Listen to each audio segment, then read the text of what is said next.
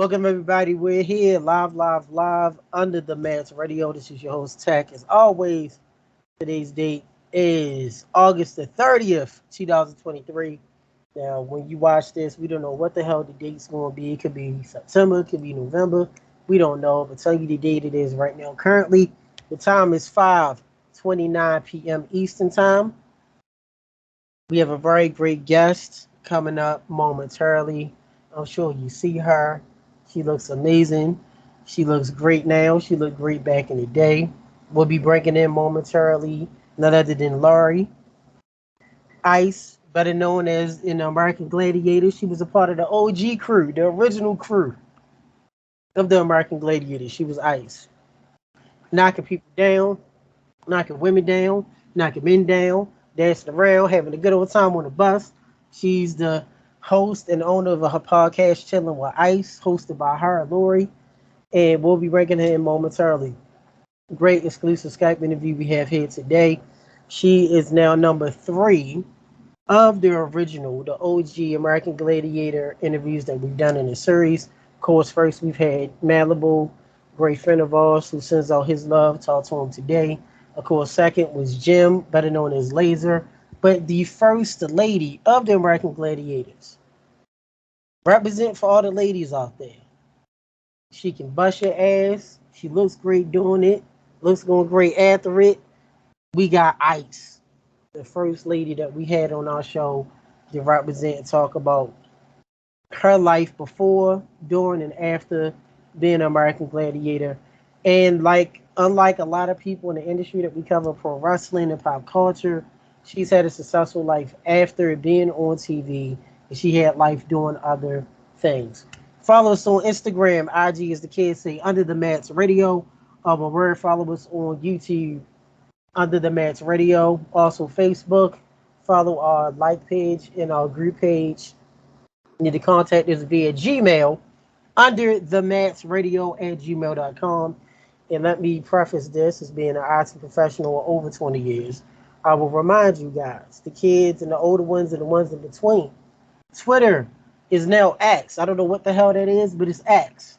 So on Twitter or X or whatever it is, our Twitter handle is at tech, TECH underscore UTMR. Follow us on Twitter. But it ain't about us right now. It's about this fine ass woman right now. She's fine. She's funny. She has a great smile like Jim. The two best smiles in the business is her and Jim. Laser and Ice. She got a podcast, Chilling with Ice. She's been on TV. We watched it as a kid. You probably can recognize who she was. She's an American Gladiator. She's still kicking asses. She's still working out. She's great at being on TikTok, or as I call it, TikTok.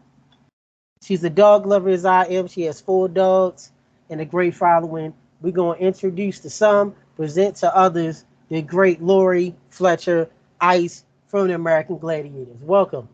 Hey, hey, hey, how are you? I'm doing well. How are you doing? Thanks for having me on your show today. Doing well. See you taking a shot of water. Hell yeah, because I got to go train after this. And you were talking about OG Gladiator. See that on my hat? Yes, I see.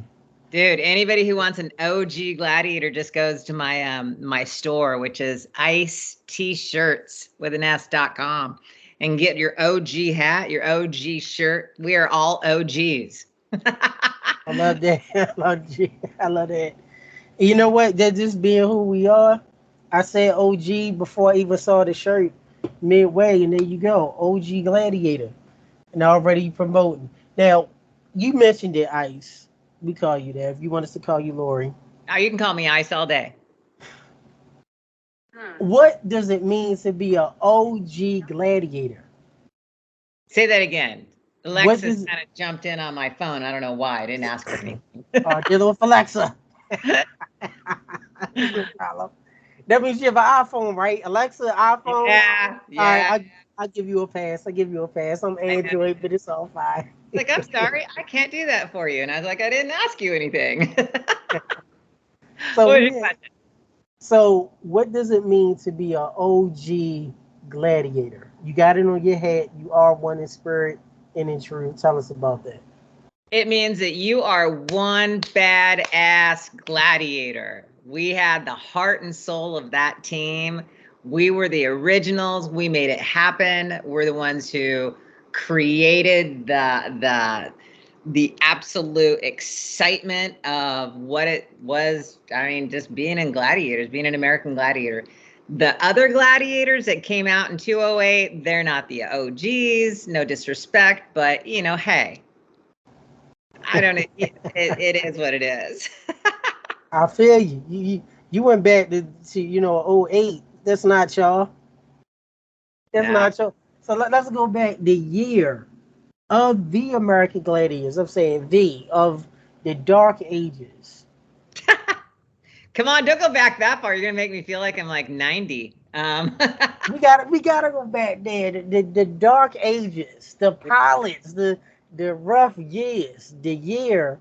To the those who may not seen the Netflix documentary, Mayhems and Muscles, which was great. To those who have not seen the 30 for 30, which we will cover that, I know you were on. The Dark Years was what year? So the younger fans. that was like late 80s, early 90s. So we're talking like 89, 90-ish. That's what we're talking, those years.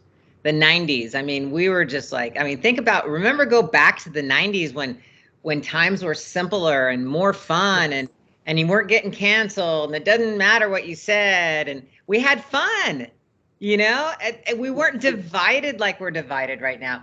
So you go back to those days, and it's just like people just love the nostalgia of watching the Gladiators because it reminds them of those times. That is true. It is true. You don't look like 90. You don't look 70, 80, 70, or even 60 back in the day. Thank you. Of the American Gladiators. Now, if I'm correct, Ice, you grew up in California. I grew up in San Bernardino, California. Yep. So talk to us about you being a little Ice, a little itty bitty Ice. How were you? Did you always have aspirations to be on TV, to be athletic? What kind of child? Were you a badass child? Or were you nice? I was a tomboy. I was a tomboy growing up. I mean, from the time I can remember, I was shooting basketballs in my backyard with my dad, and I was working in his garage, and I just wanted to play sports. So my first sporting event basically was I was fourth grade. I started playing softball. I never, ever stopped. I played softball from the time I was in fourth grade all the way until I was probably 21, as a matter of fact. So I was a catcher, a third baseman. I had a really good arm. But Little Ice was playing tackle football with the boys on the block, I never wanted to be in the house. It was like the minute I got home from school, I was outside playing. My mom, the minute it got dark, was the calling, Lori. And it's like, it was funny. I think back now, and I was talking to a friend of mine, and that is, if my mom called my name 3 times, man, I was up shit creek. I was just like, you better get your ass home. Right. So Little Ice, yeah, I was a tomboy, and then I went through high school and I started playing more sports and softball, volleyball, and basketball. I wanted to go to college. I wanted to get a scholarship, and to be really honest with you, my parents got divorced and kind of really messed me up a little bit, and I kind of started getting really rebellious. So my grades started slipping really bad. So I didn't get the scholarship to college, So I started working right out of high school, and then I went into bodybuilding after that. Wow. Well, thank you for just being open and being transparent with us about you growing up and tackle football and playing softball, third base, the hot corner. I'm a baseball fan, softball fan, so I totally understand. Always being active is Little Ice. Always. Always being active. Now, let's fast forward real quick. You being current Ice, the mature Ice as you are you still that way? Are you still active and you have to do something, or have you transitioned to be more calmed down and reserved? I have been told that I have more energy and I'm on the go now more so than some of the 25 and 30-year-olds out there right now. I'm constantly moving, constantly busy. I work out about 5 days a week still. I'm doing my podcast once a week. I'm doing other people's podcasts 2-3 times a week. I'm learning how to start doing speaker events, keynote speakers. So I'm traveling up to Canada next week and starting to work with a coach up there. So no, I'm not playing tackle football with the boys on the street any longer, but You still good, but I I still understand. could. I understand. I Yeah, understand. you know. So, But yeah, just try to stay active. so you mentioned about football being a little ice in softball. Who were some of your heroes growing up in sports? In sports, oh my God, I had to think back on that. I mean, when I was a kid, I used to watch Summer Olympics and Winter Olympics, and all I wanted to do is just go to the Olympics. But we didn't have the money. My parents didn't have the money to put me in coaching like that. So I would just sit and just watch these people. I mean, like back in the day, downhill skiing was like, that sounded like so cool. So I remember Peekaboo Street was actually, she took the gold medal in the Winter Olympics. I don't know what year it was, but I do remember she came on our show. We had like an Olympic type of show, Yes. and Yes. it was awesome. We had a bunch of all these different players, and I remember she came on, and I was just like, whoa, you know.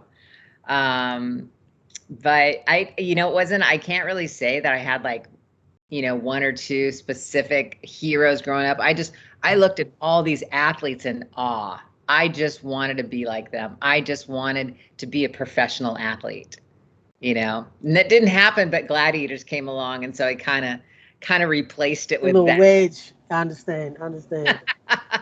Let's go with that. So you talked about playing tackle football, softball that you love, just being out with the boys in general, just being very active, overcoming, going to middle school, high school, your parents divorcing. And now we go forward to right before you become an OG gladiator.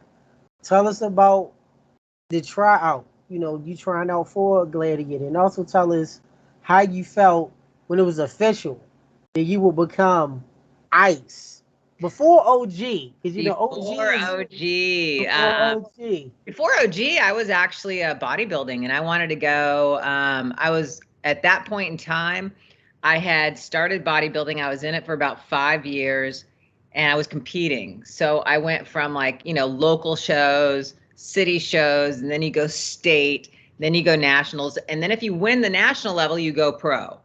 So I was at the national level already. And then Gladiators Tryouts came along, and there was like 75 other girls on the lot. And I remembered a lot of them because they were all bodybuilding girls that I had either competed against or I knew of them, who they were. And but I knew just by looking at them, they weren't athletes. They were just big, bulky girls that couldn't move. So I was like, okay, I got this. This is mine. And so my athleticism actually kicked in. I did really well at the tryouts. However, I still almost didn't get the job because I was just starting to diet down to go to the nationals again. And when you diet down, you kind of get this hard look about you, because you're starting to chisel your body out. You don't have that soft feminine look. And I don't even think back in the day I actually had that look. But I remember after going through tryouts, I went from 75 girls down to 25 girls, down to 10, down to 5.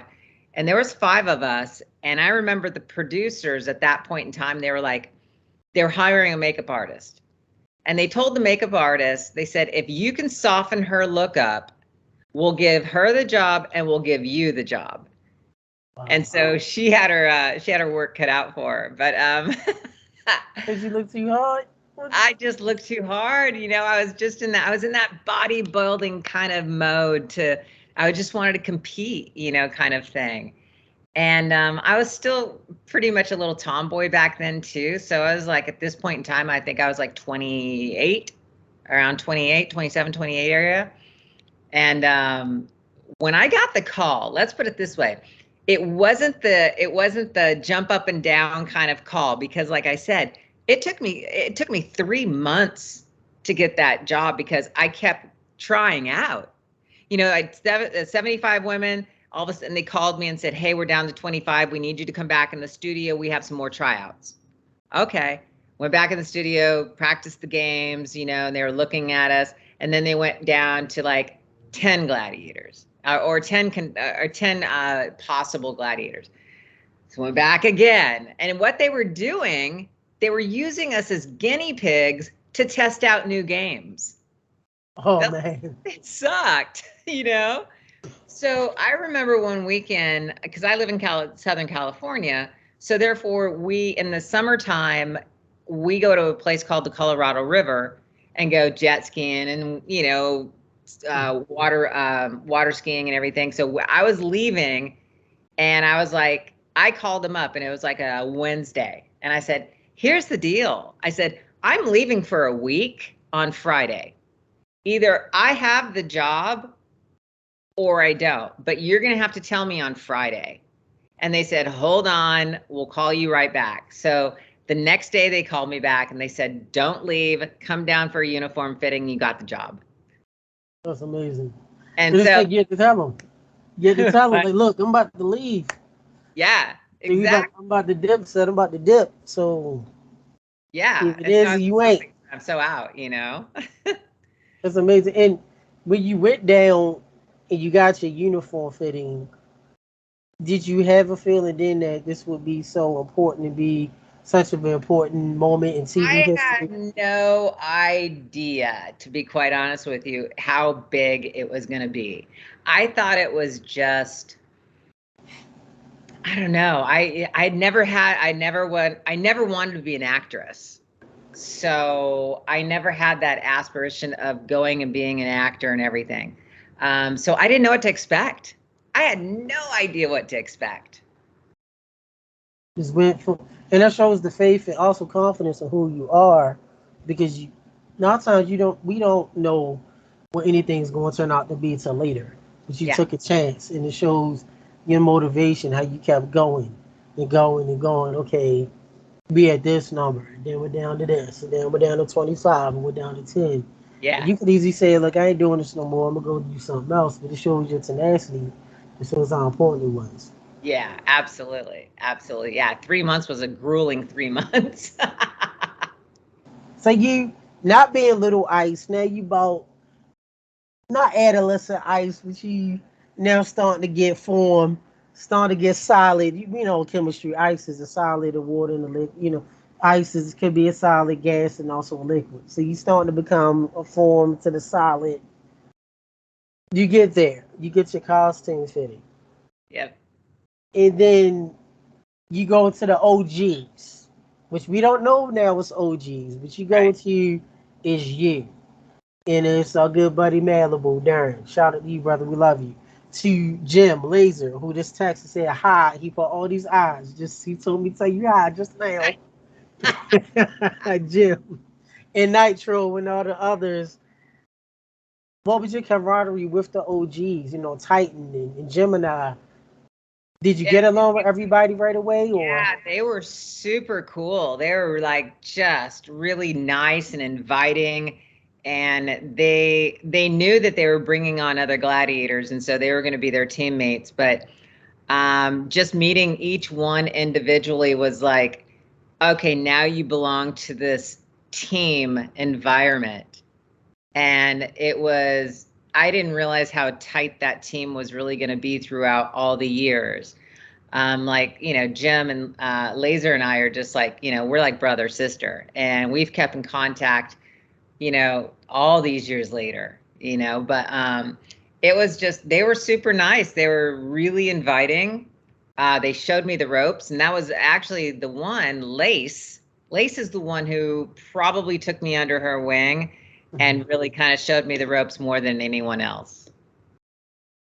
And as you mentioned, Lace, I was mentioning her, you being, a lot of people think of, okay, the OGs, Malibu, Titan, Gemini, Nitro, Laser. You still had females. Yeah. Feminine. Yeah, you and Lace. Did you feel any type of way that you had to prove yourself more, or any type of like pressure? Oh, hell yeah. The first year I had to prove myself. I had to go out and I had to just kick some ass and win and have that presence. So that was, I didn't feel the pressure. I just knew that it was there and I invited it in and I just took control and just went for it.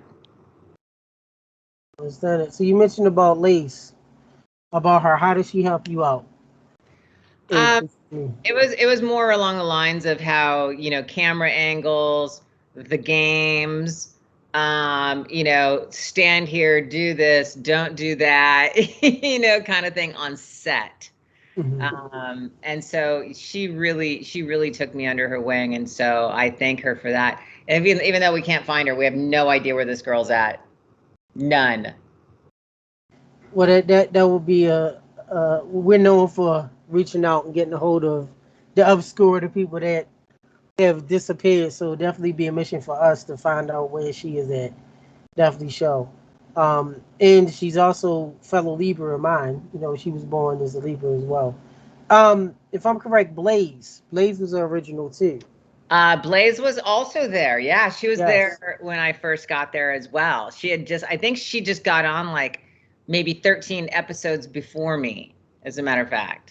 She was super nice. She was more shy, more quiet, kept to herself, you know? Whatever women that doesn't get a lot of credibility that helped you out, because I understand how it is in the locker room. You got the men, but you got the women. You got Blaze, you got Lace, you got yourself. Oh yeah. Was anybody else? I mean, honestly, after my first 13 episodes, it's kind of like, okay, I got this. you know? But even the first, to be honest with you, the first 2, 3 episodes, once you're immersed in it and the film and the cameras start rolling and you start playing the games and you're getting into it, I mean, at that point in time, you go, all right, game on. I've got this. Let's compete. Zap. What Thoughts about of, Zap? yeah, thoughts of her. Zap was competitive. And I don't think she wasn't actually there when my first year because of the fact that she's the one I replaced because Yes, she actually went out because she was pregnant. So yes, that's why I mentioned her. Yeah. yeah, she wasn't there my first year. So I didn't actually get to really hang out. It was the second year she came in. See, so you're part of the, as you don't know yet, you're part of the OGs yourself and Blaze and Malibu and everybody, the OG list, right? You got fitted for them small ass costumes, tight and what have you, and Ah! dealing with that. Then the game start, and I've asked Jim this, I've asked Darren this, and this question: what were your favorite games to compete in, and what was your worst? Favorite game was Powerball for me. Again, that was where the tackle football from the time I was a little kid came into play. I got to actually go, okay, now I can use my skills that I've learned. But Powerball was my best and the most fun that I had on that show. The worst, I think, is probably everybody's worst, and that is the human cannonball. I think everybody says the same thing. Dumbest, stupidest game they ever invented. However, I have to say this, it was visually probably exciting to watch. Was that Alexa? No, that was actually Mike O'Hearn. Let's see what he has here. Oh, what does he have to say? Shout out to Mike. What's going on, brother? Let's see. Hold on. This is his.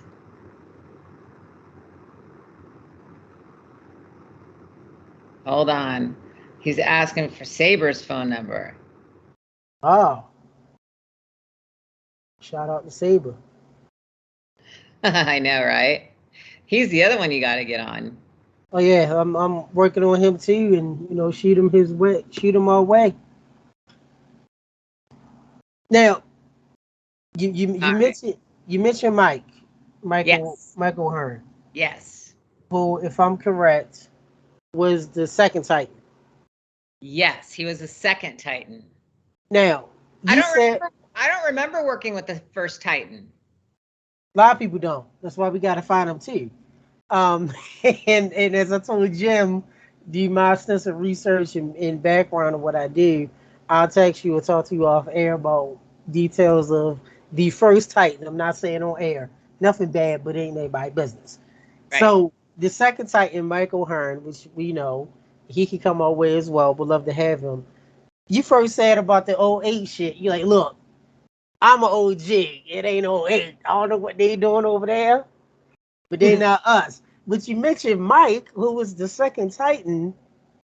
I guess Mike is one of the saving graces of the '08 Gladiators. Mike is special because Mike was actually on our set as an alternate in the original season. He just never made it Oh, on air. I see. So Yeah, he got he was OG. back. He was backstage waiting for us to get hurt. But he was back up. He he, practice squad. Like, he look, was backup squad exactly, and he never made it on. Mike's a good dude. I know a few people that have interviewed Mike in the past, and they've said nothing but great words for him. So we'd love to have Mike coming on to us. So he got OG ties. Yeah, Not '08, and that's good. The second yeah, type to have him. exactly. So you love Powerball. You hated Yeah, the Human Cannonball. What yes. was the one with the track when he was upside down? I never did it. I never Never ever did did. it. I wouldn't do it. That was the only thing I actually said. I'm not doing this event. First of all, I'm a little claustrophobic. Second of all, we're in LA, and you're going to stick me 20 feet on the roof, and if an earthquake happens, I'm stuck up there. So no. What's was it? The track? I'm trying to think of the name. It's called Skytrack. Skytrack. Yes, and it Yeah. looks so cool on TV. But I know Laser had told us how people would throw up in the matter when people would be throwing up, or there's people just be getting Yes, sick, and it's it didn't look fun to me. I was like, why would I want to do this event? You know? And they didn't force me to do it because I think I used the excuse that I would get anxiety and I might pass out up there. And then they realized it was a liability. that's a good way you work the system. I don't blame you. I Exactly. wouldn't be able to do it myself. Uh-uh. So, what was it like going through your body of you growing up as a little ice, as we say, with the tackle football with the guys, playing softball, being an athletic little ice, and then bodybuilding, and you go to being a gladiator. What was it like going through those dark ages, those dark episodes? I believe it was 6 episodes. What was it like for your body? Did the past of your what you went with before with your past with bodybuilding, did it prepare you for it, or did you feel like this was something totally different? You was like, what the hell? I think a little bit of both, to be honest with you. A little bit of both. I think the bodybuilding gave me the muscle to where it's like it allowed me to compete in certain events that I could. And then being an athlete, it still carried over because I was still in my late 20s, early 30s. And so therefore my body was still super agile, Right. it's still in that mode. So it's funny because I didn't get hurt like, I mean, I know, Malibu got really hurt. I know Jim got really hurt. I didn't get that hurt, to be honest with you, because my mentality at that point in time was, look, win or lose, I'm going to get paid. However, I am one of those, like, I love the fight. I love the competition, and I'll go all balls out 100%. But if I feel as though that I'm going to put my knee on the line or my back or my neck on the line, I'm going to be like, no, you go right ahead. I'm not going to get hurt just for this one win. You're competitive to a point. Like I'm not effing up my body at the end of the day. I'll put it through the ringer, but I'm not going to permanently go overboard to a point. Exactly. So when you think about competitors that you dealt with, does anybody pop up in your mind? Anybody that comes up Oh to God, your yeah. mind? I've got two of them, and that's Peggy Odita and Wendy Brown. Both of them were just like, especially Peggy. Peggy was like 5'9", weighing 180, and she was super athletic as well. I mean, she could just pick me up and pull me out of the conquer ring. She was so strong and big. So more than anything, we as gladiators, we were just like going to the producers going, really? What, you're bringing in these big ass girls? It's like she's just wiping the floor with us, you know?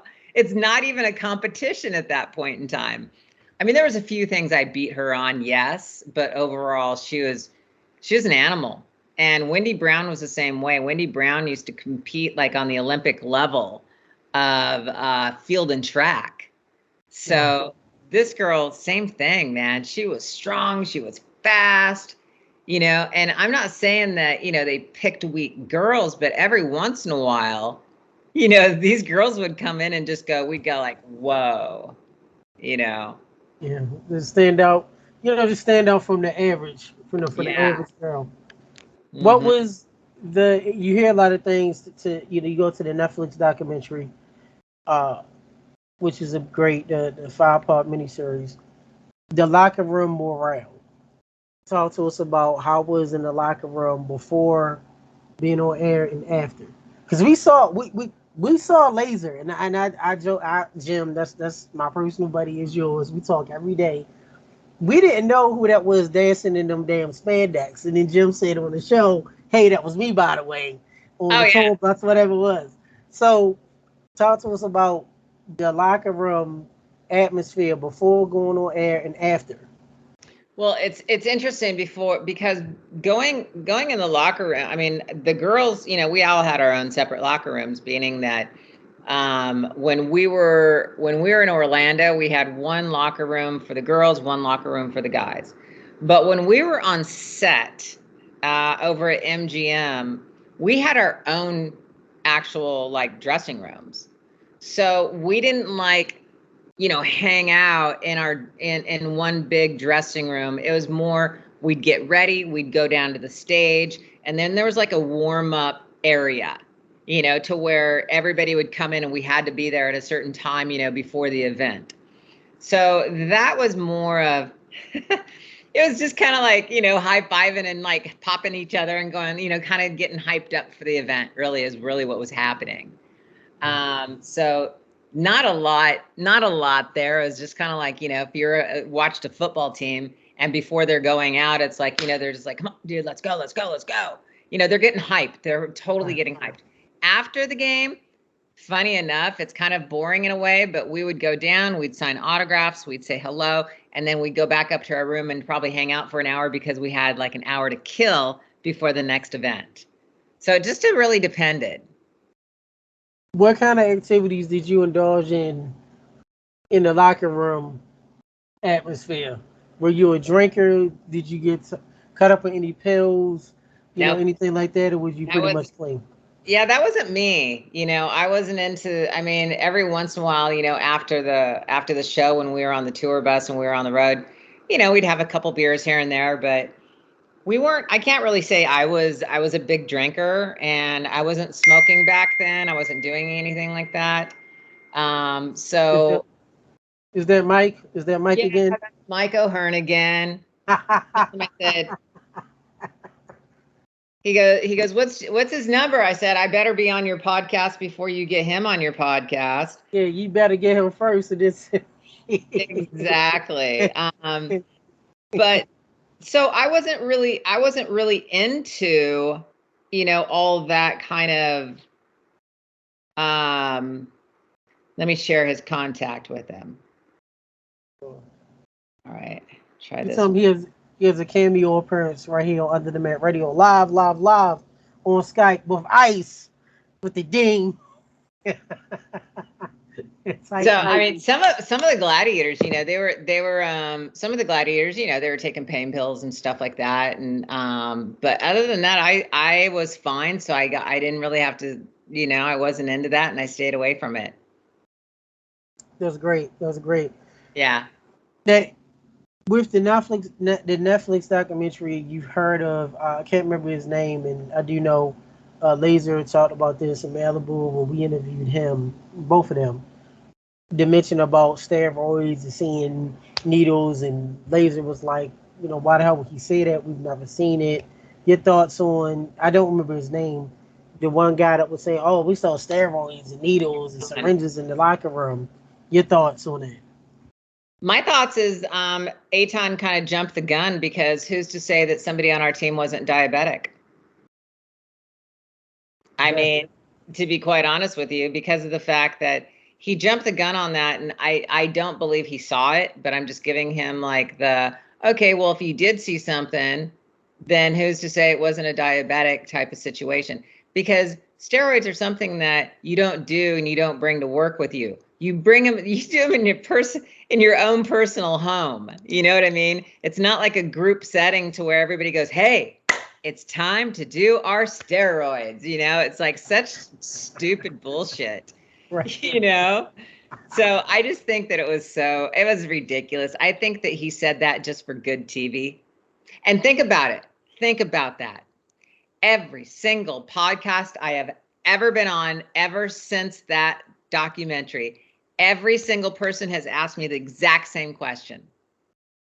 So look at the mileage that one statement has gotten. And that's why he said it. Just so he can get more longevity, or get some more kind of life. Absolutely. Absolutely. Is anybody asking him to be on his podcast? No. Exactly. That's why I did it. You just answered right. We just answered it right. Is anybody asking him to be on Yeah, that podcast? Because exactly. we're gonna ask you and the other greats with it. Yep. Now let's flip to the dark side. Not talking about the dark ages that we mentioned and where you had the big smile. The dark side of the 30 for 30. We know about the Netflix documentary, Mayhem's a Muscle, which was Yeah. amazing. You Yeah. know, let's go to the 30 for 30, which some, and with the fans, it's you deal with three sets. You deal with the fans that seen both 30 for 30, both parts, and the Netflix documentary. You have fans that I know personally and professionally. Also, the Netflix shit. Oh, I know it was a 30 for 30. The unfortunate thing, you had people that saw the 30 for 30 only, didn't know it was a Netflix. And I'm like, yo, you need to watch the Netflix shit first. Watch Yeah. that. Watch Yeah. that. Absolutely. So, 30 for 30. Key Sucked. parts. Already answer said it would suck. Jim, the laser already was like, look, he said it. And you can preface this with laser. When we say Jim laser, because we call by his first name, because laser. Laser and yourself. And I believe 6 others boycotted the 30 for 30. You were not on there. It was no laser. It was no ice. It was no Gemini. It was no turbo. It was no tower. Mm-mm. No blaze. I might be missing a few others. Talking about the patriarchs of American Gladiators was not on the 30 for 30. I have to tell you, I feel responsible for that.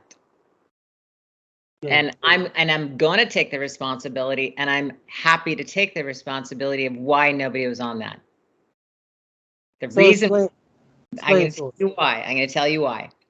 Because when the creator called each and every one of us and said, "Hey, they're making a documentary about me, and I'd like you to be on the show," we all just kind of went, "Really? Nobody knows who you are. We know that it's going to be about us." And then at the end of his call, every one of us went, "So what's it going to pay?" "Oh, there's no pay." And we just kind of laughed. So basically, the production company called all of us and said, "Hey, we don't know where we're going to sell this, but will you at least do the interview so that we can cut it together and we can try to sell it?" Right. What I did is I called every single one of the gladiators and we called a meeting. I called them individually. We got them on Zoom. And I said, "Listen, everyone," I said, "if you sign this," I said, "you're a bigger idiot than we all think you are." The reason why is because, let me ask you this. We didn't know where they were going to sell it. I said, if you're sitting on your couch and you're watching Netflix and all of a sudden that documentary pops up and it blows up, and you know they're making hundreds of thousands of dollars off of this documentary, and you're sitting on your couch knowing that you didn't get a damn dime, and you can't even pay your rent, and you can't pay your mortgage, and you could barely feed your family, I said, let me ask you, how's that going to make you feel? Like Oh, shit. not very good. And I go, then don't sign that contract.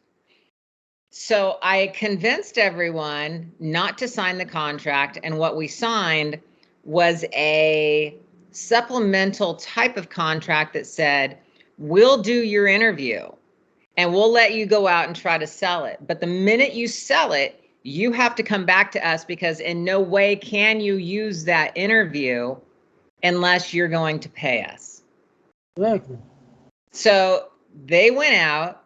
We didn't hear from them for 6 months. They didn't keep in contact with us. They didn't say, hey, how you doing? And in the meantime, Nitro was out pitching another documentary to Netflix directly. So that's when he came up and he called me up and he goes, I got it. We're going to do a documentary. Netflix wants to pick it up. Will you be the co-producer on it? And let's gather the team. And I was like, done. You Love know, Dan. he goes, Shout out and to Dan. he Nitro. goes, and by the way, this is what they're going to pay us. We didn't even have to ask. It was like, this is what they're going to pay us. And I'm glad you did that. And I'm glad you took a step and you was the the forefront in the forefront runner of that. Similar to what Laser mentioned too.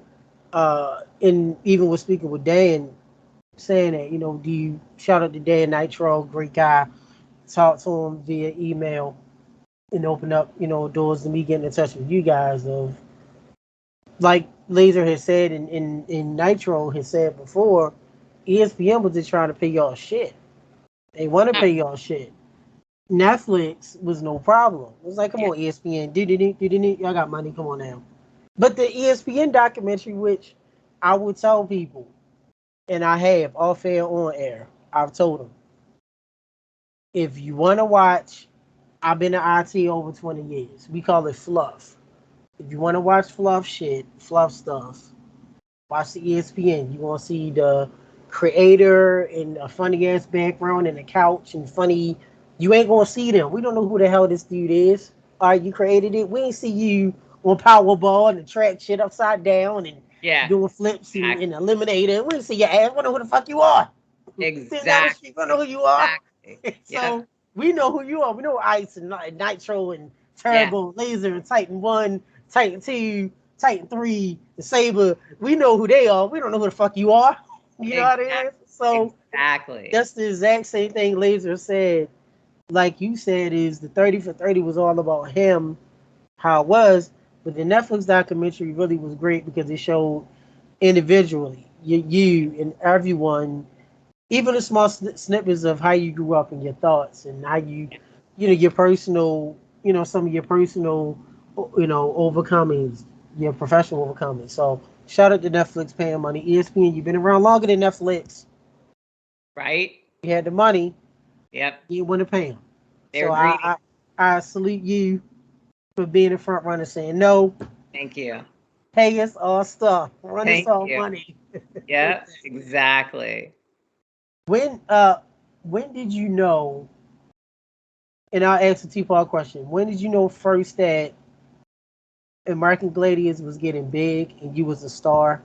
And also talk to us about the beginnings of that tour. Y'all was going city to city, state to state. So I'll go with that one first because that leads into your first question of when did you realize? And I think the beginning of that tour was we really didn't know what to expect. I mean, come on, I've never toured. None of us ever toured. We were like rock stars. We saw the big tour bus, we saw the trucks behind us, we saw the schedule, and we were just like little kids. We were so damn excited. We just couldn't even wait. We didn't know what was in store for us. We didn't know that we were going to be like hitting the floor and being tired and icing our elbows and hands and everything else every night, eating like shit, being on the road, being tired, doing all that stuff. So we didn't understand the magnitude of that tour until we were in the right smack dab in the middle of it. However, once we hit Madison Square Gardens, and Madison Square Gardens holds 19,500 people, and we sold it out, that's when we knew that we had made it. That's when we knew holy shit, we are famous right now. That was awesome. That's awesome. Yeah. Russell Square Garden is awesome. It's one of the meccas. How how do you feel? How did you feel back then if you saw the merchandise, the shirts, the action figures, the small ass helmets I joked about? Did you see that back in the day? And how do you feel now being a mature ice, solid, everything, seeing those action figures and the merchandise, like, wait, that's me. That's how I was, long hair, brown. It's still kind of a love-hate relationship, to be quite honest with you, because the merchandise, when we were watching it come in, we were very excited, of course, having your face all over all these toys and everything. But then after the excitement of that wears off in about 20 minutes, you go, holy shit, how much am I going to make off of this? Right. you know And so, I mean, looking back, and I have a lot of the merchandise, I kept it. Looking back on it, and it's still kind of it's still a love-hate kind of thing, because we're all out here, even after the documentary, we're all still struggling and trying to, do meet and greets and whatever we can grab from this documentary to make some money. And, we still see the action figures and the toys, and like, just, we never got a dime out of it. So it's kind of like a love-hate kind of thing, because I think that if they were fair about it, and they were fair about what they were paying us, we should have been set. Yes. We really, maybe not set, but enough to actually take that money, possibly invest it, make some more money if they're savvy or not. But that's the hard part about it. You just never know. I understand. Like, and it makes sense of being a love hate. You should have got some kind of money from it or Mm-hmm. something, some kind of residuals Right. of it. When was it a time when you felt being on American Gladiators, being an athlete, being a professional bodybuilder, being, tackle football, bodybuilding? When did you feel the first time was when your body felt like, all right, I can't do this no more, or I got to take a break? I never felt that way. That's great. I mean, I'm one of the gladiators that never felt that way, to where if they started it up today, I would still go out and try out. I would still try to be that gladiator today. I might not get up in the morning because I'll be like, I won't be able to move in the morning, but damn, I'd give it 100% shot today. That's fucking awesome that you never quit, never quit. Never. And we mentioned, our buddy Jim. And shout out to Mama Laser. I know she's battling with her cancer, and we love Mama Laser. Shout out, putting up spatulas for, him being an Iron Man, being in all 7 seasons, Yeah. and that dinner stuff in the tour. Yeah. You also being a female Iron Man, where you didn't quit, you Yeah. didn't get injured. You Yeah. was like, look, I might be hurting, I might be sore, I may have to take some more, a little more Advil or Tylenol, or ibuprofen, or whatever it was. I'm gonna keep being out here. I'm gonna still have a smile. I'm gonna still bust your ass. You're not going on. It's mind over matter. Mind over matter. Yes. It Being is. tough. It's your work ethic, and it's your determination of what you feel you're capable of. And that's, I think, ingrained in us ever since we've been kids. Yes. And your mindset too. Yeah. Also, your mindset. Absolutely. Leading to that, not being injured or the little minor injuries that you dealt with, how you felt. We didn't even get to the personal issues you may dealt with, emotional issues that you may dealing with, relationship wise, to just battles with yourself. You still was loyal. You still was competitive. You was, dependable. Being on, you said you had an hour to kill. Doing Yeah. show hour, being on set. I know what that's like being a background actor. You on 12 hours a day and then you sleep, then you're like, okay, then you got a break for 30 minutes. And like, all right, cut, you gotta go back over here. I know Yeah. what it's like. You Yeah. still was out there. Yep. But then it got to where, Lord, ice. The ice started to melt some. The ice started to get a little Ice weak. It never wasn't solid. melted. Ice never melted. No, no, you didn't melt, Ice but made another form, like you said. form, yes. No, you started the okay, but like this, you didn't melt yourself, but the higher up started to try to melt you and get you down because as you said earlier, you was the patriarch and said, "Look, this ASPN shit, we ain't getting paid, we ain't doing it." Yeah. Years before that, ice didn't melt. You was taking another form.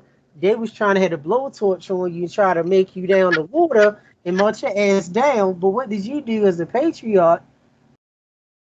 Y'all took a stand. Yeah. You Yeah. said, nope, I want more money. Yep. I need to be qualified and pushed on. I need to be promoted. And not just you, when I say you yourself, you Right. and the Right. others, hey, look, we got to get paid more. We not Oh, getting treated yeah. right. You took a stand. They was trying to melt you, but you was like, no, I'm taking it up forward. I'm taking it. So tell us about that. The beginning form of what led up to the ESPN shit. You did this years ago before. Tell us about that. You was like, look, we gotta take a stand. We ain't coming back if you pay us money or we quit. I Stop. mean, honestly, it's like you said it. It's exactly that. I mean, you get to a point to where enough is enough. To where they use you and abuse you, and shame on you if you're going to do it. You're going to go out there and do it a third time. Yeah, we held out for more money. Yes, I got fired. Yes, three of us got fired, myself, Nitro, and Jim and I, when we wanted more money. We needed hindsight's a bitch. And that means that I wish that we had grabbed the entire team to hold out for those merchandising rights, because we might have gotten them, but we didn't. The whole team, you can't take 10 people and change their mind. You just can't. So it's, that's really, just leading up to that, you just gotta make a stand of who you are and what you want and your worth. It's like, what are you worth? Come on, people. I think that's what got to me the most about some of the gladiators is they didn't know their self-worth.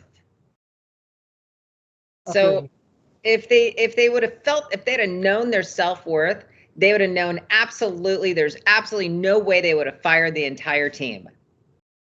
I don't know. I could be wrong.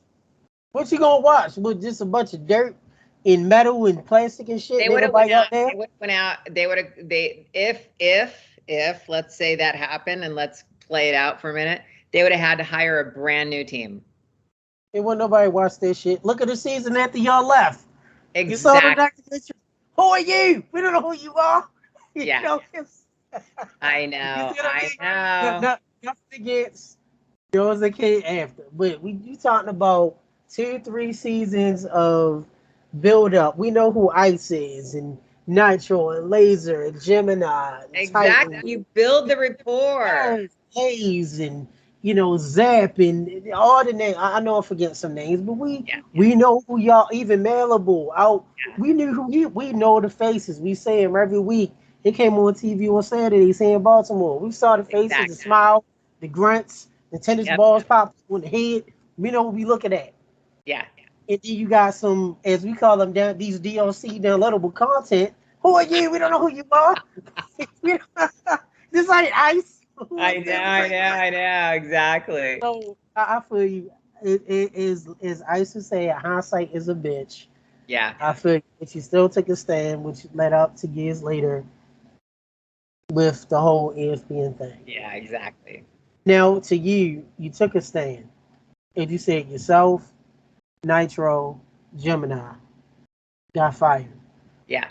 It is documented on Netflix and is easily seen because I remember as teenagers seeing them like, where are you at? Where's you get these random ass people? I don't know who they are. I thought y'all was hurt or something happened. Yeah.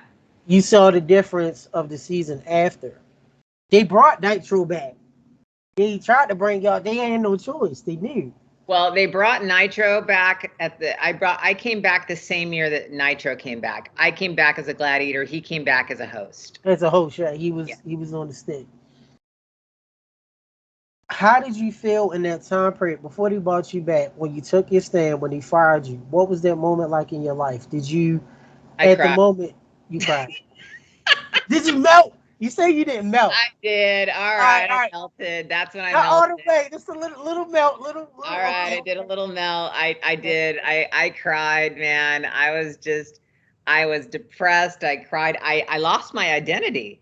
I didn't know, I'll be honest, for a year I was like struggling with, because for like 6 years before that, I was doing nothing but ice. I was like personal appearances, doing the show, doing the tour, going to England, doing that show, international, doing all these different things, to where all of a sudden when they rip it out from underneath you, you kind of go, holy shit, who am I? So I had to start digging deep and go, okay, what am I going to do at this point in time in my life? So it shaped who I was. I could have fallen deeper. I could have went into a deep depression. I could have went into the drugs, the drinking and all that bullshit. But that's not me. That's not who I am. I realized what I needed to do is I needed to dig deep, grab my bootstraps, pull myself back up, and be that fighter that I am. I'm a fighter. I'm a hustler. I am, and I have to hustle for whatever I do, and the money that I make.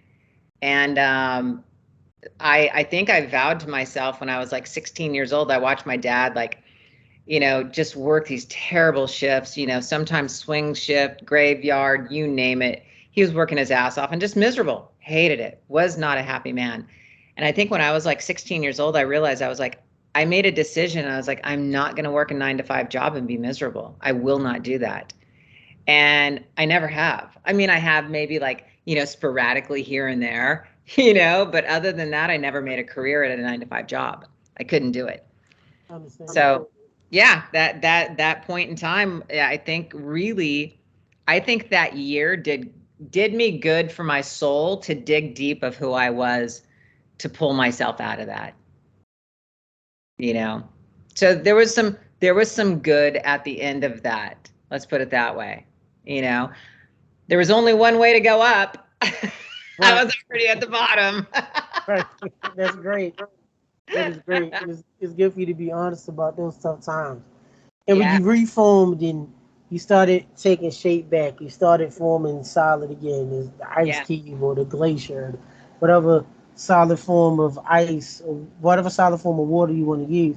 You ended up having a successful acting career, being on TV. If I'm correct, Drew Carey Show, In Living Color, Renegade, Family Feud. We keep going on and on. How was that for you being on TV and that adjustment from Ice, the American Gladiator, to being Ice on TV? It was fun and I really enjoyed it, but again, it was the acting industry is extremely hard, extremely competitive. So every show that I got, I was like, okay, this is it. This is it. I'm going to get famous. I'm going to do another show after this. And then what happened was a really, really bad thing happened in the industry. And that was the reality shows took off. Yeah. And they canceled a lot of the dramatic shows, the comedy shows, the sitcoms. They canceled all that to put on all these reality shows. Well, those reality shows didn't want us as gladiators because we were already on TV. So technically, we weren't normal people, Gotcha. So so that was another time, we're kind of up here on the pedestal a little bit, and all of a sudden, boom, it just drops right back down again because of the fact that now that's taken away from us a little bit. So that industry became extremely saturated and really hard because if you think about it, all the dramatic shows, the dramas, the comedies, the sitcoms, all those people were out of work as well. So now they're trying to get on the reality shows as well because that's the only thing they're making. Right. But the And that was reality awesome. shows weren't paying shit either. Yeah. Yeah, it So definitely wasn't. Definitely wasn't. So you have your career tackling boys in the neighborhood, tackle yeah, football, softball, going through your parents' divorce, still trying to say, still being a professional bodybuilder, staying solid, not trying to melt. American Gladiator, Ice, going through it, taking the stand, getting fired. Then they wanted your ass back because they know they fucked up. Going through your time where you melted just a little bit, and you start getting back up through the acting world. And then reality TV hit with all that. You know, the real world and Road Rules, MTV, and Big Brother. It was on like 98 now. Yeah. Love Island and all this other, Amazing Race and all this stuff going on, right? Yeah. Throughout all of that, you go into another genre which took off. And I know I've been doing this for over a decade. Within about the second or third year I started this, another genre took off called podcasting. Yes. And I tell people all the time, be doing this for a long time, is any broadcaster can do a podcast, but not all podcasters can do a broadcast. There you And the go. toughest thing to do is you can do a pod, anybody can snap. You got free platforms, as myself. You can talk about socks, wet socks, eyes, what kind of eyes you like, what kind of hats, fitted caps, snapbacks. You talk about anything. Kale greens over mixed greens don't matter. Yeah. But the fact that you stay true to it and you have your own voice and you keep it relevant, that's the hardest thing, the Yeah. finding your own voice. That's Yes. something you guys have done of having a successful podcast, chilling with Ice. And I call it TikTok and TikTok as well. So talk to us about that genre. You went TV, bodybuilding, dumping D's on the head, football, softball, melted a little bit, raised back up, back on TV, all this stuff, acting on all these shows, and now you on the next genre podcast. So tell us about the transition. Well, it's interesting because I always wanted to do radio back in the day. When I was a gladiator, we do all these, interviews on radio shows. Every time we did a personal appearance, we'd have to get up butt ass early, 5, 6 a.m. in the morning to do the morning radio show wherever we were at. And there were so many of them. They were just like, oh my God, you got a great voice. You'd make a great DJ. And I was like, wow, that's something that I always wanted. I kind of actually wanted to do it. I just didn't know how to get into it. I didn't know how to do that. So when the podcasting world came along, I was like, oh my God, this is my chance. This is my own radio show, basically. I can create whatever I want to create.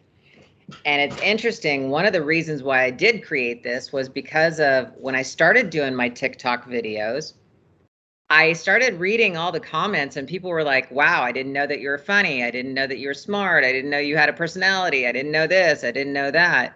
And then it dawned on me that nobody knew the Gladiators. Nobody truly knew who we were. All they saw was the uniform, the muscles, and we're going to kick the shit out of you. So that's what I was like, I'm going to start my podcast and I'm going to interview my very first season, all the gladiators, and really get into, kind of like what you're asking, the questions of, what are some of the cool ass celebrities you met? What parties did you go to? What was it like? How was it? And I've learned a lot, believe it or not, from some of my gladiator teammates having them on my show that I was like, wow, I didn't know that, with some of the things that they were going through.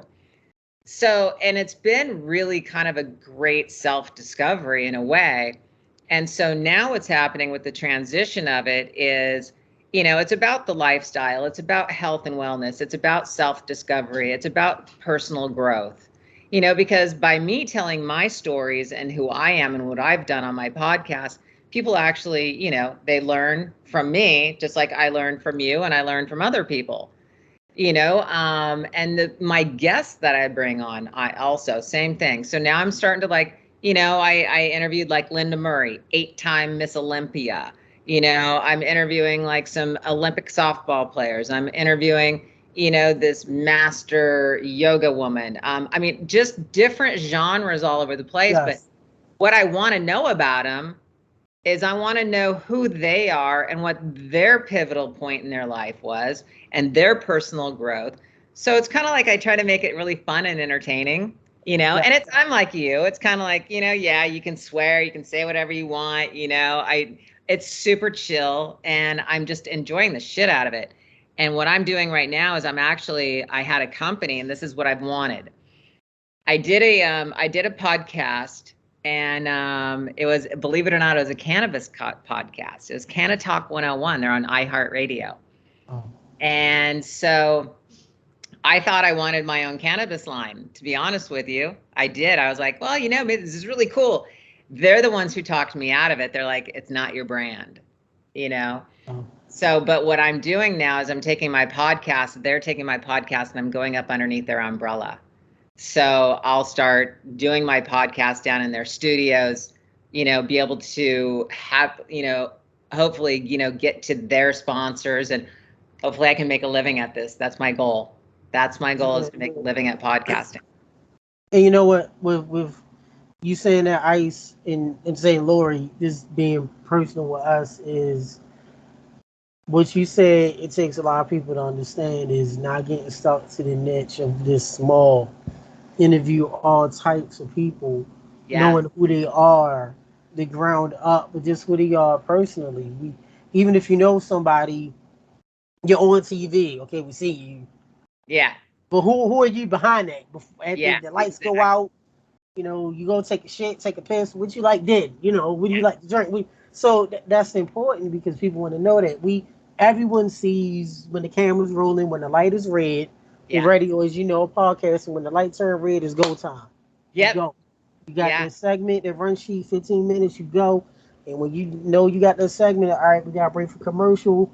And you get hit to that 60-second mark. All right, let me ramp up real quick and do the quick outro, the segue in. You got to go. Yeah. To get to know people and how they are and what makes them who they are. You've already conquered that. Your show got energy. Your voice is important. But if you look good, as in business, as you know, matters as well. Yes. Because big radio, you hear your voice. Yeah. Then people see you. Oh, that's how she look. That's how he look. Yeah. Go to businesses. Do you ever see anybody, out of respect, do you see anybody that look like, as we say, boola boola, somebody that look ugly at the front desk? No.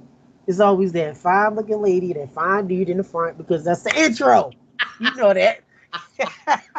Because they know their business. You know how business is. You laugh because it's the truth. I know. They gotta get you first. I know. And then the ads. I remember as a kid seeing the ads for cigarettes. When cigarettes were popular, you saw the cool commercial and the lady smoking the cigarette, and the guy, what was the dude on the Cowboy smoking a cigarette? Yeah, Marlboro Red. Yeah, the Marlboro man. Yeah, it was good looking guys, good looking women. It was the attractiveness in the voice. So you've already covered that with your podcast. You already got a voice. Got a great following. So I commend you that as a professional and just in general. Because a lot of people out here, they do shows, professionals, been on TV and they suck. Yeah. No, I hear you. I hear you. Yeah, what are you doing? Same cookie cutter shit. What are you doing? Yeah. But it's easy for them because they already got a name, so they got to follow them. Yep. Not mentioning names, because some of them had my show. Exactly. So I still love you. You've been on my show, but your stuff sucks. It's fine. So let's get the Lord. We talked about Ice be starting out, getting solid, melting just a little bit, still solid. Who you are now. Let's talk about you as a person before we end this. You got it. Is you as Lori. And Jim is laser in Malibu City. Love you much. Shout out to you, big hugs. Ha ha ha. What are 5 things that you cannot live without that you need? Animals. You gotta be specific now. Animals, but animals. I cannot live without animals. I love my animals. I don't know how anybody could go through life without owning an animal. Okay, so that's number 1, animals for sure. Number 2, what cannot go out? Can I not go without? Mexican food. Yes, love Mexican food. Okay, we'll get back to that in a second. I cannot live without. Let's see, what else can I not live without? Oh damn. Got you thinking. That's good. Sex. There you go. Hey, look. I'm with you on that. High five right there. You did it. Look, you cannot live without that. Look, I nobody said that one yet, huh? Hey, look, you got to get the back relaxed all the time. Look. Anybody listening to this? Look, if somebody angry, it's one of 2 things: be hungry or they horny, or both? I ain't lying. Am I right? Okay. I couldn't live without chocolate. I love my Okay, that's chocolate. 4. Love That's chocolate. Okay. 4. And then I would probably go with, oh shit. Got sex, animals, chocolate. I mean, Jesus. Mexican food. Mexican, I love training. I want to train. Train, I train. think I have to train because training does a lot more than just training. It mentally stimulates you, it emotionally stimulates you, it keeps your serotonin levels up. I mean, it does so much for your body. So I'm going to go with training. I like that. I like that. Now, Mexican food, I love Mexican food too. It's my second Oh, yeah. favorite dish. Me too. Number 1 for me is Thai. Love Thai 1, Mexican 2. Soul Yeah. food, of course, by default. I'm black. I know. So food's 1, but just outside of that, what's your favorite Mexican food dish? Oh my God, I could eat, honestly, damn, I just love them all. Burritos, tacos, quesadillas, you name it, I could eat it every single day. Okay, so here's the worst part about it. And most of the people will go, it's not Mexican food. But when you come to, if you want to go to, like, let's say a fast food restaurant, my fast food go-to is Del Taco. That's my number 1. It's not really Mexican food, but whatever, it's still the same. But if I'm going to go authentic, I'm gonna go with arroz con pollo, which is just chicken and rice and beans, and it's just with, your tortillas, and it's just the staple. Uh, It's uh, so good, so good. I've eaten Del Taco before. Love it. You know, I love that Oh, I place. know. Love Del Taco. Yeah, I love it. So bad. You so you got the 5 things for Lori. Yes, Tell yes. me what you. See, if you had to watch a TV show, 2 TV shows every day for a week, what 2 TV shows would it be? I Love Lucy. I could watch that every day, any day, all day. I don't know what it is about that. I think it's from my childhood. It gives me comfort because I used to watch it as a kid all the time. And then the other show that I randomly watch all the time, and it's just on all the time in this house, and I don't know why, is is 2.5 Men. It's ridiculous, but I don't even know why it's on. But for some reason, I sit and I watch this damn thing. I don't With know why. with, with It's like Charlie a Sheen. no-brainer. It's like a no-brainer show. With Charlie Sheen, not after. Exactly. I don't know. Ashton's pretty damn hot though. Ashton, we love Ashton Kutcher. Yeah, I he's know. almost cool. He doesn't make the show, but it's not a bad show. I'll be honest with you. Ever since he replaced him, most of the time when there's somebody that comes in and replaces him, the show turns to shit. But Ashton pulled it off. Yeah, he did a good job. He did. He did a good job. He did. So shout out to Ashton. We love Ashton Kutcher. We Oh, love yeah. Charlie Sheen. Yeah. Definitely love him. What are some pet peeves? Give us 3 pet peeves, unfiltered, that you hate. I don't care what it Okay. is. Okay. You ready? Yeah. I hate the division in this country. It's bullshit. And we're not the ones dividing. Our fucking government's dividing us. I don't give a shit who says if they want to come back at me and cancel me, I'm sorry, but they're dividing us. We're not a division. We love people. People love people. Doesn't matter what color, what race, it doesn't matter. We're people that love people, but yet for some reason they're all in our heads going, "No, you don't like them. You don't like them. They don't like you." I hate that. Hate it. I hate the word hate. I love that. Unfiltered 3. Yeah, that's the big thing, man. I just can't stand it. There's a lot that's happening right now that I hate, and I don't like. I disagree with. I don't like. I don't know if you guys have it back east, but they're spraying the shit out of our skies. Oh, And man. a lot of people don't believe in chemtrails, but they're there. It's real, and I just go, well, I thought I had a chance of not dying of cancer, You know, like the pesticide stuff, like that shit. Yes. Yeah, not too much here over east, but I've dealt and worked with people that have had multiple cancers at the same time from Yeah. pesticides that didn't live too Yeah. far from here, from the farms or there. Yep. So 100%. but I live in Baltimore, so Okay. it's spraying bullets. It ain't spraying pesticides, so it's Baltimore City, like you get shot. You, I can joke because that's my hotel. I So it's like know. you take your I points know. like up. You gotta deal with some air, some unidentifiable shit. When you start coughing and your eye turning red and green, you see a damn bullet, you get shot. You're like, oh shit, that's a shotgun, and you just Oh, sense oh, just damn. a regular dead night, regular night. I'm gonna say the third one is ignorant people. Ignorance. Yep, ignorance. What brings you joy? You talked about pet peeves, three things you kind of mentioned four. What brings you joy? Three things besides the pets. I know you're a dog lover. Shout out to the doggies. What brings Love me dogs. joy is just what brings me joy is love. Love brings me joy. Love is, I mean, I think there are genuinely good people out there. I believe in my heart that there are more good people out there than there are evil people out there. And so that's my personal belief. But I love to be around people that have the same. I don't want to even. People don't have to think like me. I don't care. But as long as you have that love in your heart, then it's gonna it's gonna come out. You're gonna feel it. You're gonna see their aura. You're gonna want to be around them. You're gonna want to be around them. So that brings me joy. I'm simple, believe it or not. I'm a very simple person. So there's a lot of things that just, the smile. Somebody could smile at me and brings me joy. Somebody could say hi to me and brings me joy. My dogs, you're right. My dogs, my cats, they all bring me joy. Um, let's see what else brings Look at me joy. that smile. Look at that smile. So you look at that smile. That's Like, amazing. Love it. That's amazing. me joy. That is. That's amazing. That is amazing. You can tell. You can tell. You got songs as a musician. You got songs. You got when you feel down and you feel sad, when you melting just a little bit. Because Ice already told y'all, I ain't melting all the way. I'm melting Oh, a little bit. okay. When you So feel what song yourself, brings you up?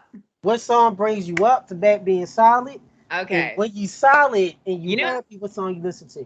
Okay, so you know how you go through periods of time though, to where it's like one song here and all of a sudden another song. Okay, so my song right now is by Kesha, and it's a I'm a motherfucking woman. Send it to me. Never I heard it. Send it to me. It is Text it like to me. Yes. it is so damn cool. And I was just like, that's it. That's my song. That's the one. And I said, this is going to be my song when I start doing, because I'm starting to do, and I'm going to like I said, I'm learning how to do keynote speakers so that I can, be out there. And I said, this is going to be my song that I'm going to walk out to. I like that. Like baseball. Now baseball, you come out, the batters all come out to a little theme song. I like that. Like Yeah. wrestling, you have your interesting. Uh, So now what, what, I'm gonna send this to you. Okay. okay, You love it. definitely go and Okay. listen to it. Yeah. Uh, so that's the song you listen to when Yep. you feel great. Is that the song that you listen to get you back up, or that's the song you listen to get you pumped when you're about That to break out? everything. That's the song I'll listen to on my way to the gym. That's my song if I'm in the morning and I'm not feeling it and I'm just like, and I need that pump. I'm like, boom, I'll get in my car, I'll jam it, and it's just like it's on. What song do you listen to that makes you cry? You're gonna laugh at this. What the hell is her name? It's called No Air. And she was on American Idol. And I can't remember. Oh, yeah, I know you talking about. Yeah, I can't think of her name. Let me see. I'll tell you exactly. It's let's see. And the only reason it makes me cry, the only reason it makes me cry, I think, is because of the fact that I was going through a breakup. Here it is. Jordan Sparks. Jordan Sparks. Yes, I love Jordan her. Sparks. No Air. Yes, I was no going way. through a breakup when that came out. So like I could hear the song today and almost fucking just bring the tears down, even though I'm way over the breakup and it has nothing to do with that anymore. It just triggers that emotion.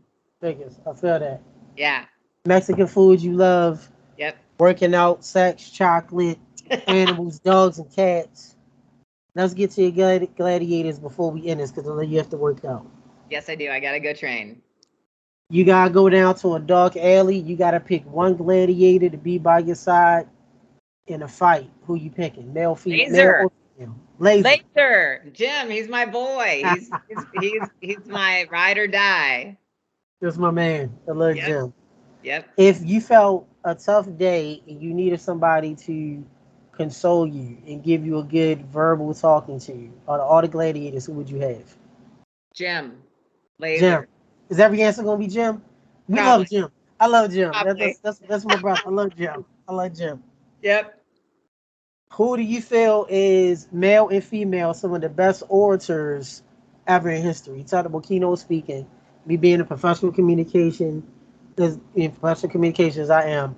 When you think about speaking, what's the first male and the first female that comes to your mind in First history? female is gonna be me.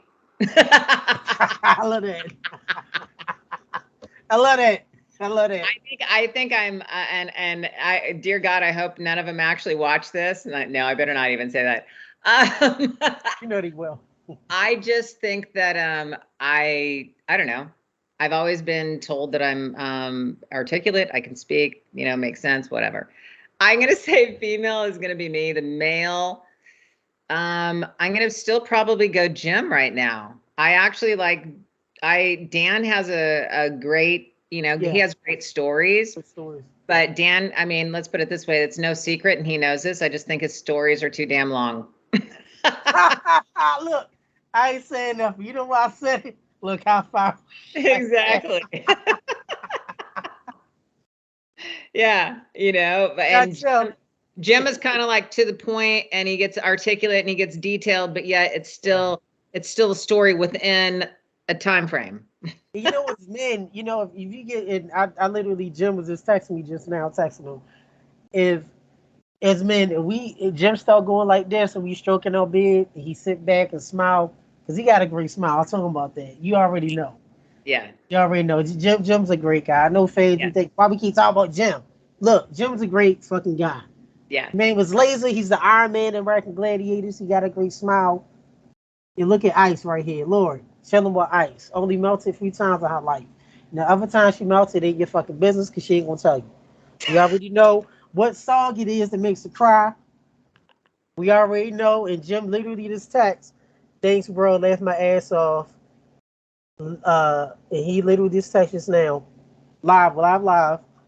She is the best. Verbatim. Just said that.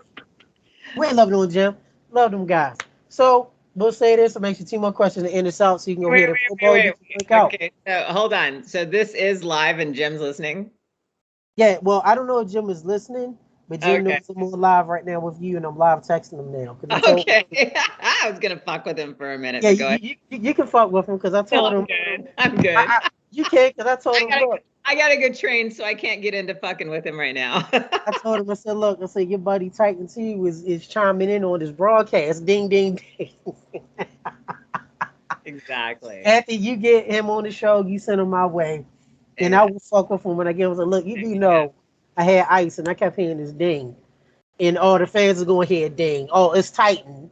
Ding it Yeah. in ice. What have you.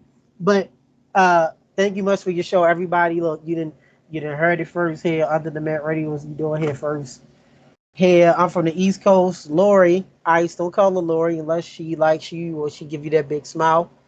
And she claps her hands as I seen it do. Just call her Ice, and then if she likes you, she'll let you call Lori. She's from the West Coast, California. East Coast, Baltimore, over in the hood. Baltimore, how we doing the East Coast? She loves chocolate. She loves Mexican.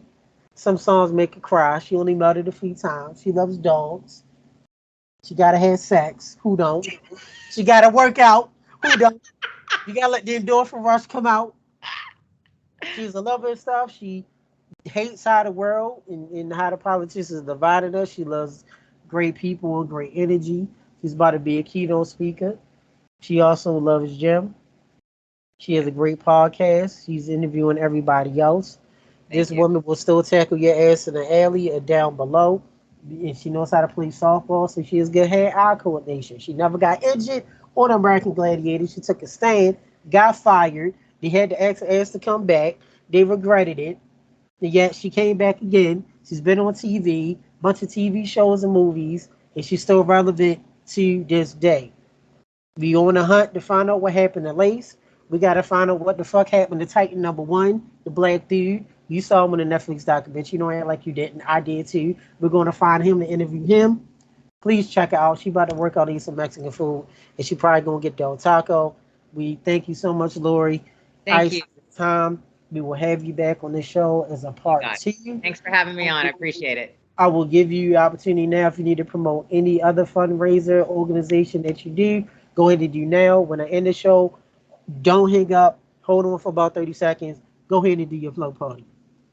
Basically, you can find me at Chillin' with Ice for my podcast anywhere where you listen to your podcast. You can go to my YouTube channel and watch all my videos with all the gladiators on my podcast, which is also Chillin' with Ice. You can go to my website, LoriFetrick.com. That's LORI, F as in Frank, ETRICK.com.